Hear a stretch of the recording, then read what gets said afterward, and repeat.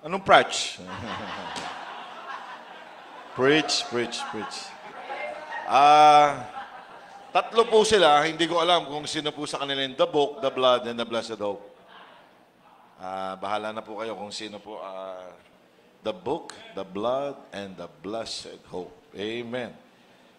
Sige po, buksan po natin ang ating mga Bible. Amen. Buksan po natin sa Luke chapter 5, verse 1 to 11. Luke chapter 5. Luke chapter 5, verse 1 to 11. Basahin po natin Luke chapter 5, verse 1 to 11. Basahin po natin sabay-sabay. Ready, read. And it came to pass that as the people pressed upon him to hear the word of God, he stood by the lake of Gennesaret, and saw two ships standing by the lake. But the fishermen were gone out of them, and were washing their nets.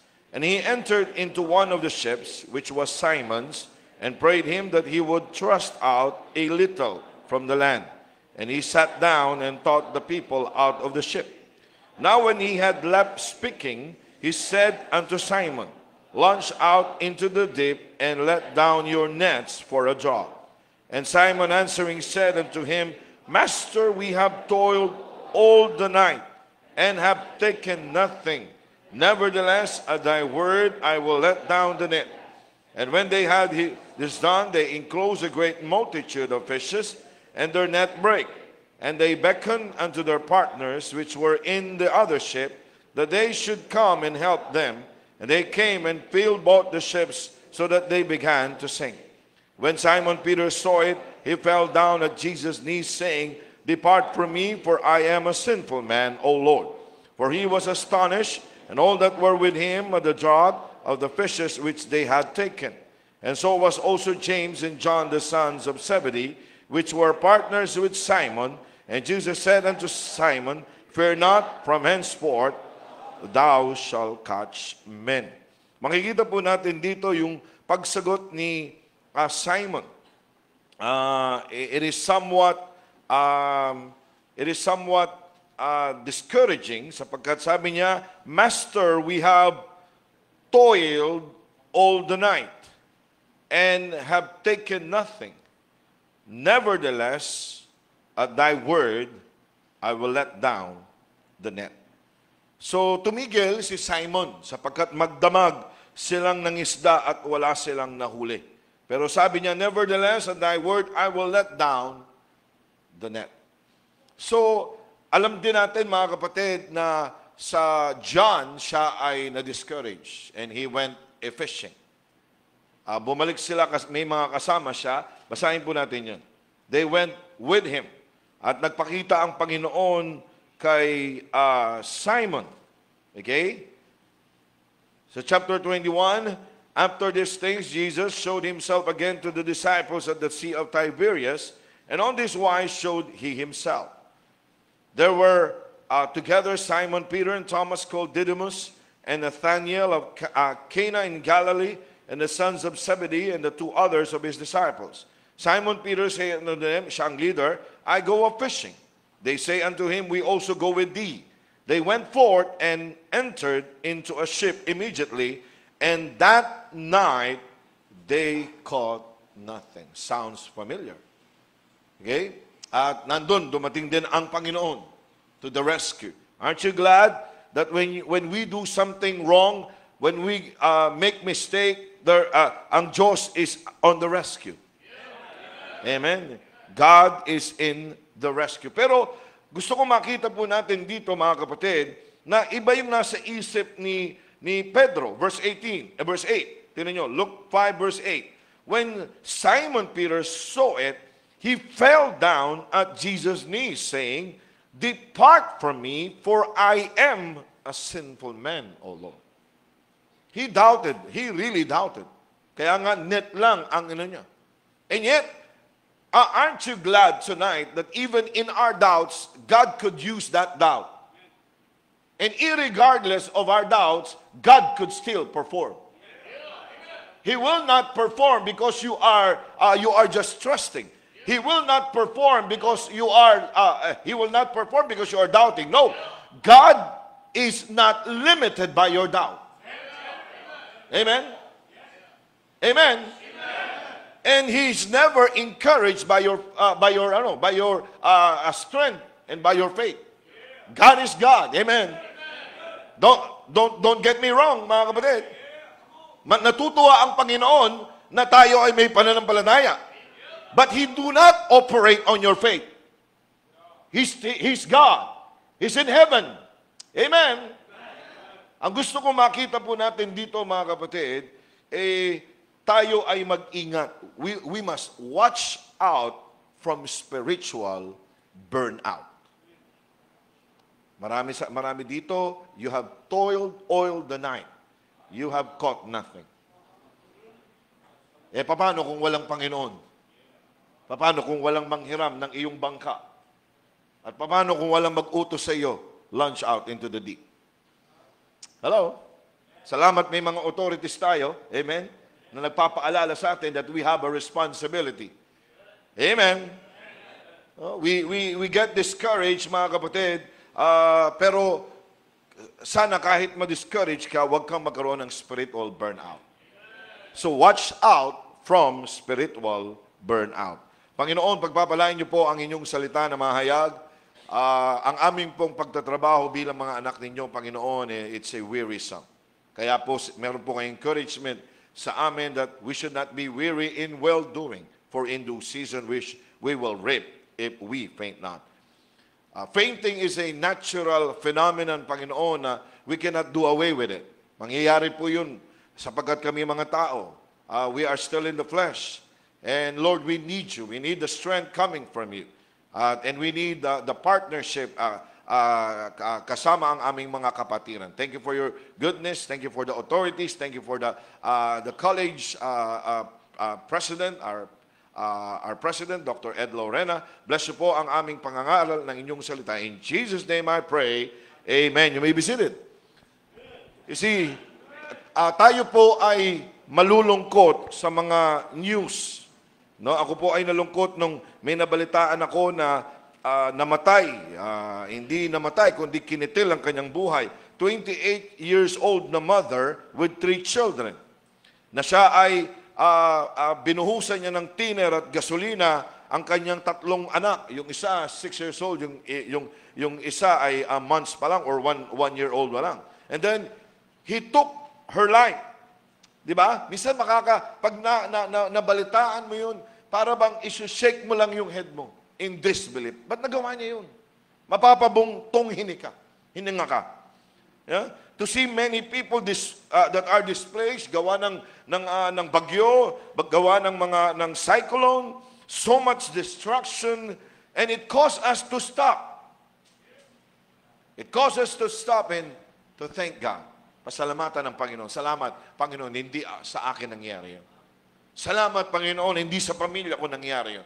Panginoon, salamat, ako po ay nandito sa inyong gawain. Pero mga kapatid, ang gusto ko makita po natin ay may katotohanan yung burnout. Isang babae na-depress. Isa pa nga doon sa picture niya, kasama ang kanyang pamilya, hindi ko alam if they are really a member of that church. Baptist Church. Baptist Church. Makakalungkot, mga kapatid. Dapat nga dapat ang makita pag nabalitaan mo 'yon, ang lagi mong iisipin, may mga tumulong ba? Meron bang napagsabihan ng babaeng ito? You see, the news that happened to Flight 731 of India Air, that was devastating. Kaya nga pag ikaw ay bibisita sa bawat airport, makikita mo, hindi yung mga nasa labas, yung mga nasa loob. They are very busy, mga kapatid, behind the scene. Each plane is carefully inspected by men who are trained to look for evidence of metal fatigue. Metal fatigue. This may be a result of a stress of flight, but more often than not, it's just a result of normal continual use. In other words, the airplane just begins to break down because it has flown flight after flight. Wear and tear ang tawag doon. Talagang dumating na siya sa kasukdulan. Minsan mababalitaan mo, nanay, sobrang pagod, may bit-bit na anak, bigla na lang matutumba. Sobrang pagod. Burnout. Physical burnout. Mental burnout. Stress and burnout are not limited to homes or airplanes. It can also happen to Christians in their service to the Lord. That's why Paul encouraged the believers in the churches of Galatia, be not weary in well-doing. Why? Because there is a reason that our service to the Lord is called work. Because Jesus reminded us of the priority of the work of God. Pag ikaw ay nagtatrabaho para sa gawain ng Panginoon, you will experience pressure. You will experience difficulties. And to sum it up, walang bayad, walang sweldo, pagagalitan, masususpinde. Iba yung ating trabaho. Kaya nga, kukunti lang ang nagpo-full time. Kukunti lang ang nag-i-stay in. Sapagkat hindi nila kaya yung regiment, yung intricacies doon sa loob. Pero salamat, meron tayong great example. Ang sabi ng ating Panginoong Hesus sa John chapter 9 verse 4, I must work the works of Him that sent me while it is day. The night cometh when no man could work. Merong trabaho ang Diyos na ipinagagawa sa bawat isa sa atin. Maaring iba-iba ang pinagagawa ng Panginoon sa ating trabaho, pero may trabaho na ipinagagawa ang Panginoon sa iyo. At dun sa trabaho na yun, nakaka-worn out. Nakakapagod. At ang iba sa inyo gusto nang mag-quit. So this evening, I want us to tackle about how to avoid spiritual burnout and how to work for the Lord without growing weary of the Lord's work. Amen? Siguro naman po sa biyaya po ng Panginoon ay I have the audacity, kapal ng mukha, sabihin po sa inyo, because hindi naman po ako nagmamalaki, I am 29 years na ligtas na, and I'm 28 years po sa ministry. May mga discouragement po ako, pero hindi ko po naisip na mag-quit. Sabagat mas maraming dahilan na mag-stay ako kaysa mag-quit ako. Hello? Amen? Marami po akong kasalanan, marami po akong pagkakamali, pero walang nagawang pagkakamali ang ministry sa akin at lalong-lalo ng Diyos. And that's the reason why I have all the reason in the world to continue. Amen? So number 1, indicators of spiritual burnout. Sir, paano ko malalaman na ako ay burnout na? Number 1, lack of enthusiasm. Wala ka ng enthusiasm. Wala ka ng excitement. Anytime we become very familiar with something, there is a danger of losing interest. Consider various ministry we have seen come and go here at CBBC.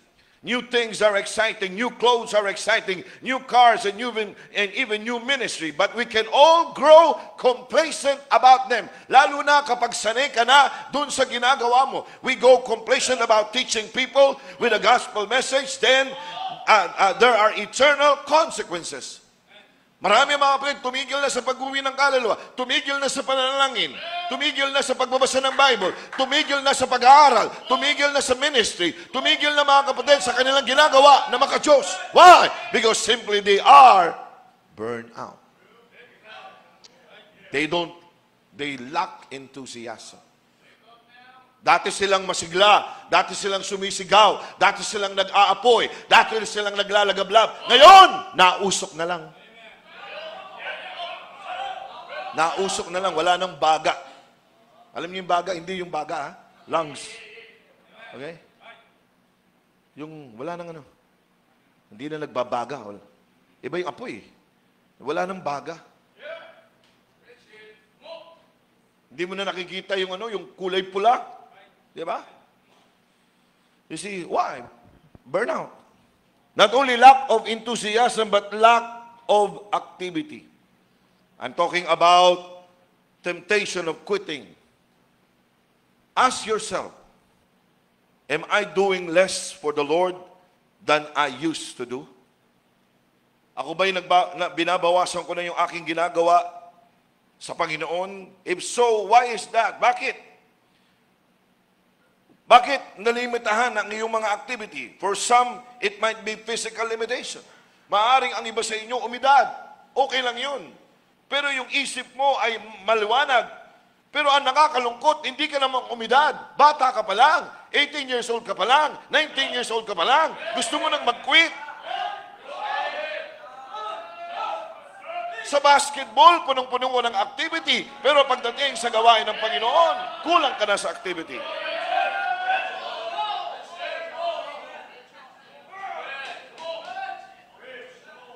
Perhaps we need to refocus and take a look of what needs to be done.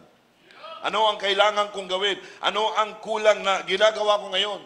Dati ang dami kong binabasang chapter sa Bible. Ngayon, nahihirapan na ako. Dati ang panalangin ko, no, ang igting ng aking panalangin sa Diyos. Ngayon, pag panalangin ko, ang amen, kinabukasan na. At para bang, sabi ng butiki, hanggang kisame lang. We have to remember the priority of God's work. Lack of enthusiasm result in a lack of activity. Then, it is but for a short time before there is the presence of stagnation.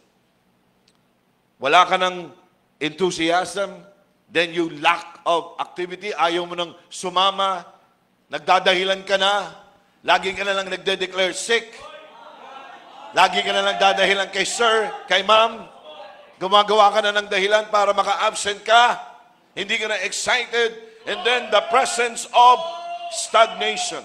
What do you mean by that? You're not moving forward, you're not increasing. Parehas na tubig. Ang napakagandang tubig na dumadaloy sa bundok padausdos. Gayon din naman ang hindi gumagalaw na tubig sa putikan, bangketa ng kalsada. Ano ang pagkakaiba? Ang isa hindi na gumagalaw. Ang isa ay dumadausdos. May activity, may paggalaw. Maaari ikaw ay may tubig. Maaring ikaw ay may buhay, pero kapag wala kang ginawang activity, isang araw, you will be stagnant.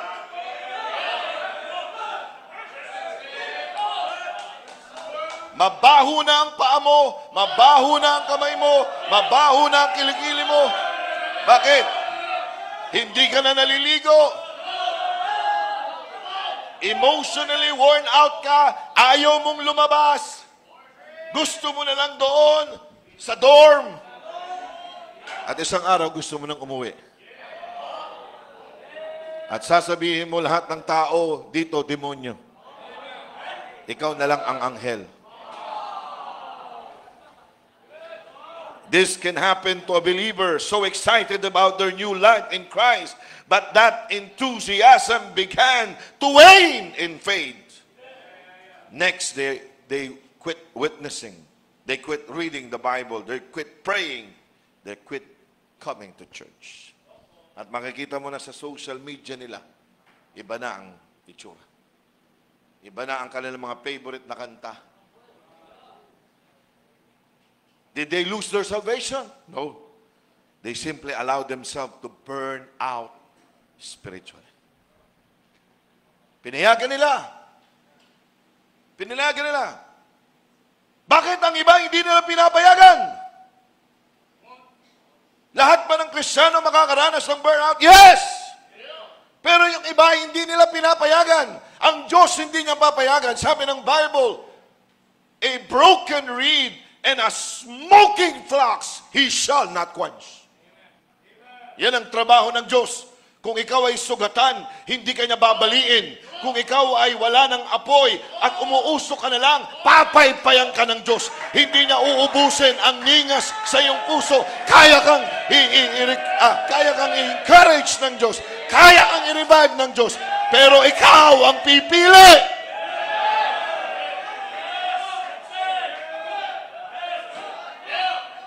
Ikaw ikaw ang pipili. Ikaw ang dapat manalangin, Lord, kinakailangan ko ng enthusiasm. Lord, bring back the fire. I am not anymore on fire for you, God. Nabawasan ako ng activity sa church, sa area. Lord, ibalik mo. Ayokong mabulok, ayokong umuwi sa langit na bayan na patay. Ayaw kong mamatay bago mamatay. I don't want to die before I die. And praise the Lord, nandito tayo sa Chapel R. Pinapaypayan ng apoy. Pinapaypayan ng apoy. Pinapaypayan ng apoy. Talagang siguro maganda din na hindi mo na ipa-aircon itong BHBC Chapel area na ito para maramdaman mo ang init!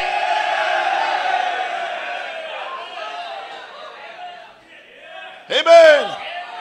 Dapat ang panalangin ng bawat isa sa atin, Lord, ibalik mo yung apoy na nawala sa buhay ko, yung enthusiasm, yung activity. Ayoko, Panginoon, na walang ginagawa para sa iyo.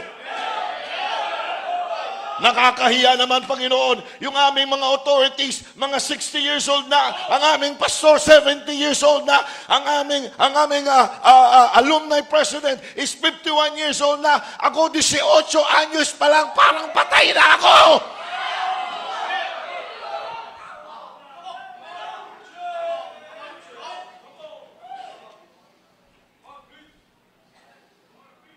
You did not lose your salvation, but you're simply burned out.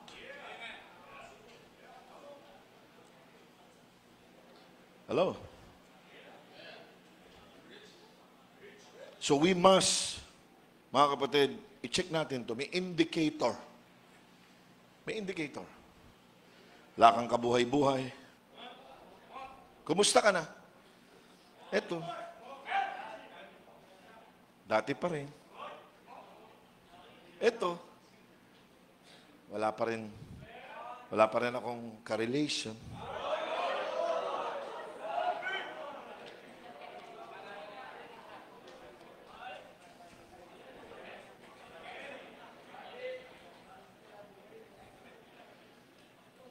In Luke chapter 5, makikita natin dito yung dalawa. Okay. Dalawang word na binanggit. Ang sabi ng Bible, tingnan niyo po sa verse 7. Basahin natin, ready, read. And they beckoned unto their partners, which were in the other ship, that they should come and help them. And they came and filled both the ships so that they began to sink. Eh di ba, pag nagbigay ka naman talaga ng bacon sa iba, talagang tutulungan ka. Di ba? They bacon. Ang Baptist, pag binigyan mo ng bacon, talaga naman. Tutulungan ka talaga. Di ba? Oh. And they bacon. Humingi sila ng tulong. May mga partners sila. Listen, there are partnership so that you could avoid burnout. Amen. Praise the Lord. I'm not alone. Sa aking tinatahak na paglalakbay sa Diyos, hindi ako nag-iisa. Oh, salamat! Lord, hindi ako autistic! Wala akong sariling mundo. Salamat, Panginoon. May kasama ako. Kasama kita. Marami akong kamanggagawa.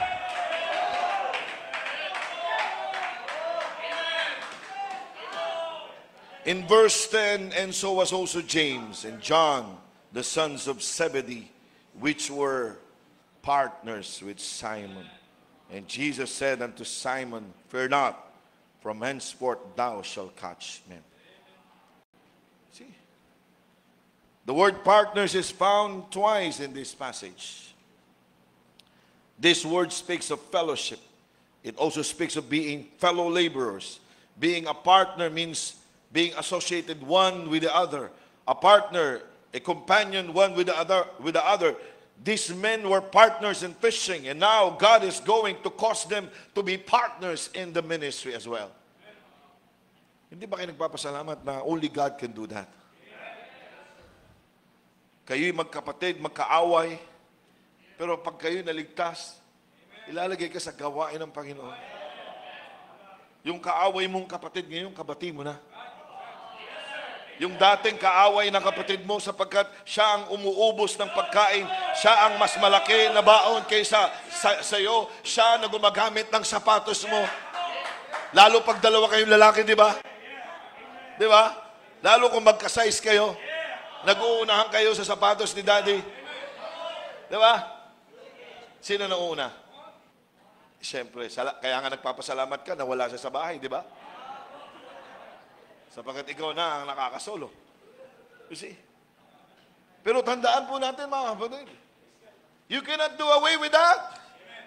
Na ang Diyos ang naglagay ng partnership. And by the way, partnership, it means koinonia. Amen? Common ground. Communion.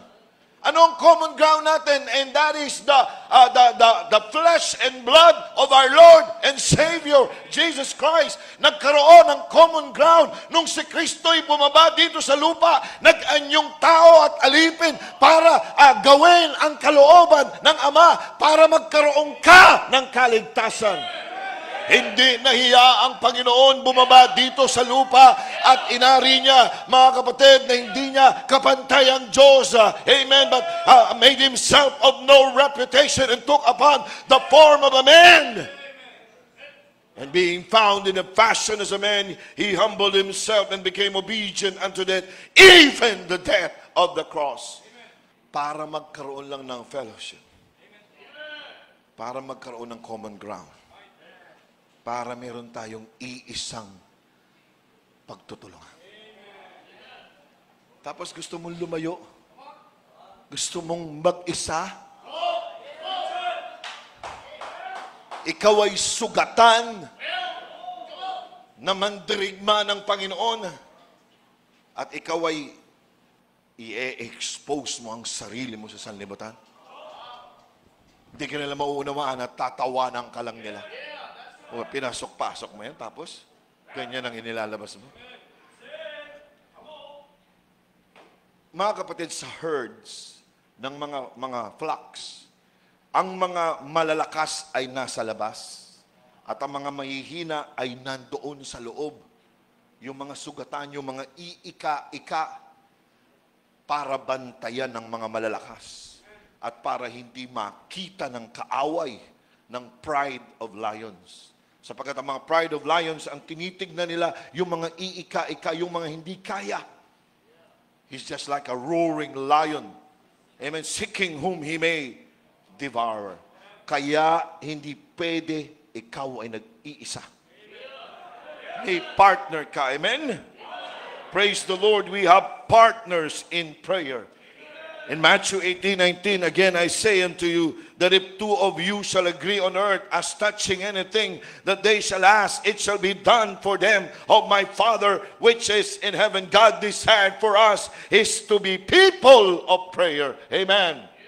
Salamat mga kapatid na pwede kang manalangin at pwedeng sagutin ng Diyos ang panalangin mo. At salamat, meron din kapatiran. Meron tayong pastor, meron tayong mga area captain, meron tayong mga area leaders, meron tayong mga group leaders, meron tayong mga Sunday school teachers na nananalangin para sa atin. Ang tingin mo sa kanila, kaaway. Pero ikaw, hindi nila tingin na ikaw ay kaaway. Ikaw ay tingin nila, ikaw ay sugatang estudyante na nangangailangan ng tulong. Hindi ba kayo nagpapasalamat merong lugar na kung saan ang tingin sa inyo, hindi utusan, hindi rin kutusan. Amen? Kundi ka manggagawa sa gawain. We need to be attentive to our personal prayer life, but we are also need to be attentive to pray with one another. Kagabi po may nag-message sa aking kapatiran, she just need a brother in Christ that will lead and helper to the throne of God. Nag-message lang siya. Sabi niya, Sir, sabi ko, kumusta? Sabi niya, it's for a while bago siya nag-message back. Hindi po mabuti. Nung sinabi niya, hindi po mabuti, ano po problema? So, nag-confide na siya. Yung anak niya, nagsusuka, nagtatae. Sa area po ni Sir Bigtas. So, alam niyo yung nanay na hindi niya alam kung ano gagawin sa kanyang anak. Na meron lang magme-message sa kanya. Sabi niya, Sir, please, pray. Pray para sa aking anak. So, sinabihan ko na ano po lang yan, nagtatae, nagsusuka. Sabi ko, bacterial infection lang po yan. Wala pa sila sa hospital, papunta na pa sila doon. Sabi ko kay Sir Conrad, Sir, pakipuntahan. Pinuntahan ni Sir Conrad. At salamat si Sir Conrad, pumunta kagad. Hindi inaasikaso, hindi inistima yung bata at saka yung nanay. Nakaayos yung kanyang damit. Inistima. Ibig sabihin, inasikaso. At nakatulong pa yung PhilHealth. So nakakatuwa mga kapatid. Lumabas yung bata, tuwang-tuwa siya. Yung nanay, sabi niya, answered prayer tayo. May amoeba lang yung bata. Pero alam niyo, sa isang nanay, hindi alam ang gagawin. Nangangailangan siya ng kapatiran na mananalangin para sa kanya. Sana hindi tayo sobrang busy. Sobrang busy sa ating mundo. Sobrang busy sa ating pagka-autistic. Hindi na natin nakita ang pangangailangan ng iba. Hindi mo na nakita ang pangangailangan ng kapatid mo doon sa dorm. May sakit, hindi pa nakakakain, hindi pa napupunta, hindi pa kumakain sapagkat yung kanyang baon nandun pa. At pinag-isipan mo pang kainin.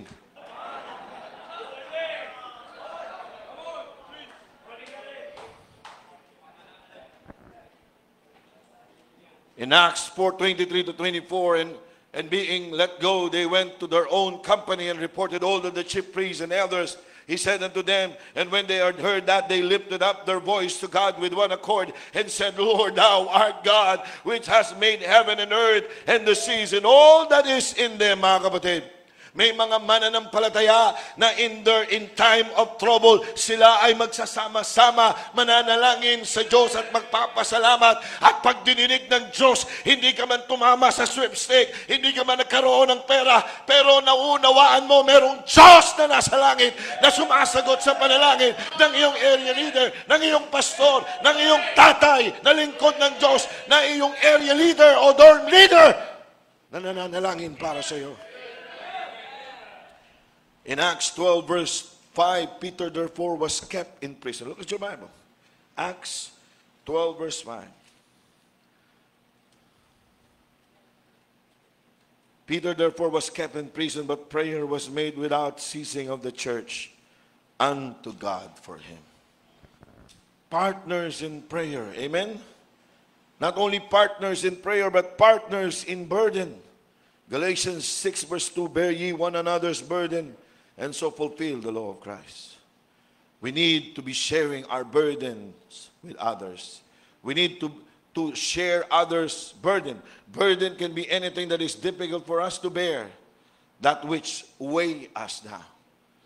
Wag nawa mga kapatid, sabihin natin, kahina-hina mo namang nilalang. Siguro sa iyo kaya mo, pero sa kanya hindi. Why not lapitan mo? Sige, let's pray.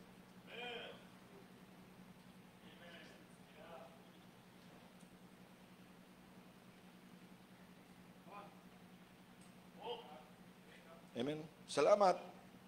May mga graduates, nakayanan nyo na. Pero meron pang mga estudyante, hindi pa nila kaya. Huwag nyong ihanay ang lakas ninyo sa kanila. At huwag din kayo mga autistic. Mayroon kayong sariling mundo. Hindi ako din. May problema din ako. Hindi nga ako makapag-asawa. Salamat may mga leaders. Baga may mga problema sila. Inaasikaso din kayo. Pag-pray niyo sila, pag-pray kayo. Hindi tayo magkakaaway dito. Ang gusto ng dyablo, magkakaaway tayo. Sabi ni Apostol Pablo, baka pag nagkagatan kayo sa bawat isa, maubos kayo. Hello. We need to be partners in burdens.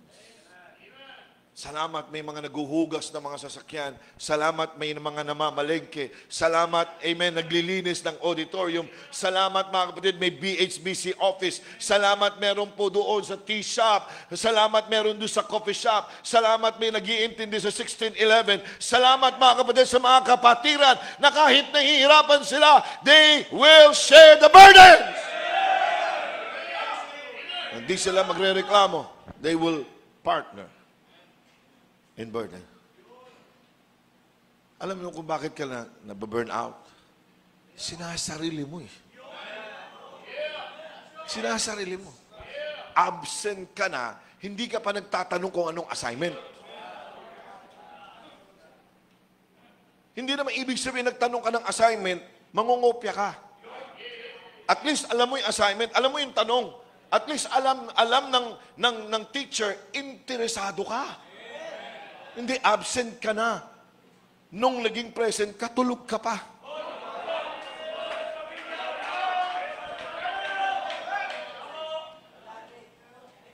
Not only partners in burden, but partners in stewardship. Lahat tayo katiwala. Amen! Lahat tayo katiwala. Amen!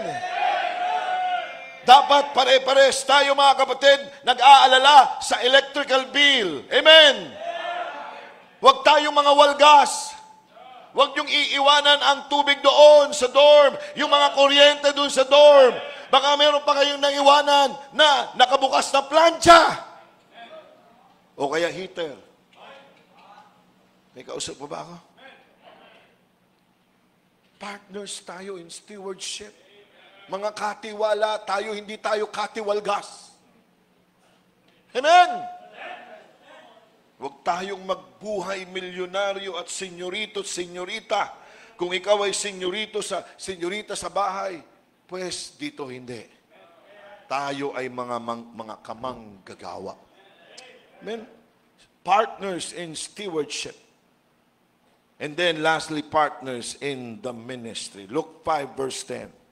Tingnan niyo po, Luke chapter 5 verse 10. And so was also James and John, the sons of Zebedee, which were partners with Simon. And Jesus said unto Simon, fear not, from henceforth thou shalt catch men. Alam niyo, ang sarap na makatrabaho. Amen? Na maraming mga kapatiran sa ministeryo. Nagiging magaan ang trabaho. Pag ang lahat nagtatrabaho at walang iiwanan, amen? Mga kapatid, ang gaang. Kaya ang bawat isa sa atin, importante. Importante ka, kapatid. At ini-encourage kita kung ikaw ngayon ay burn out, manalangin ka sa Diyos. Maging ano ka, maging open ka. Sir, burn out ako. Sir, nangihina po ako. Sir, may sakit ako. Diba? Ang problema kasi mga kapatid, lilitaw tayo may cancer na. Lilitaw tayo malapit ka nang mamatay. Ililibing ka na lang. Hindi maganda yon. At least malapatan natin ng lunas. Amen? Maging open tayo sa bawat isa. Sabihin mo, sa babae, lalaki sa lalaki, Brad, please pray for me. Nangihina ako. At kayo naman, tanggapin nyo, nangihina. Oh, yung lang eh. Ano ka ba? Bakla ka ba? Kaya minsan ayaw mag-open sa inyo. At ikaw, kahit sabihin niya, ano pa sabihin niya? Kailangan ko ng panalangin. Amen? Mga graduates, magpanalanginan kayo. Amen? Kung hindi talaga kalooban ng Panginoon sa inyo ang isa, o di talagang ganun. Amen? Ang pinakamahalaga mga kapatid, watch out. Watch out for spiritual burnout. Amen? Magbantayan tayo, magtulungan po tayo, magpanalanginan po tayo. Dakilang Diyos, salamat po sa inyong salita. Thank you, O God, for your goodness. Bless you po.